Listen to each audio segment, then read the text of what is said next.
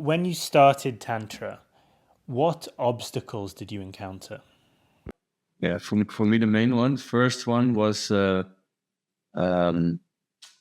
what to do when at some point during sex you kind of, normally you would finish in ejaculation and then all of a sudden you don't have it anymore. So what do you do? Like you're 1 hour, 2 hours into sex and all of a sudden you're like, okay, is this, where do we stop? So 3 hours, 4 hours, and then at some point it's like, yeah, we need to eat, and I have to go to work at some point tomorrow, so then you have to stop. So for me, there was a bit of getting used to, like when you actually stop having sex.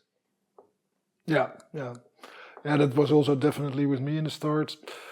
But it was also what was also something that came up was that you get so extremely horny, especially after the first time you sort of start to not come, that I had the feeling that I was exploding, that I had to have sex all day, otherwise I couldn't handle myself. So it is also good to keep that in mind. You can also go for a run or for a workout, because it's really nice because you have so much more energy, so you can also lift a lot more power or run a lot further than you could normally do. So it's really good to sort of try to get that energy a little through your whole body instead of just really in that high horniness thing. So that really helped me also to get a little more integrated in my normal life, I would say.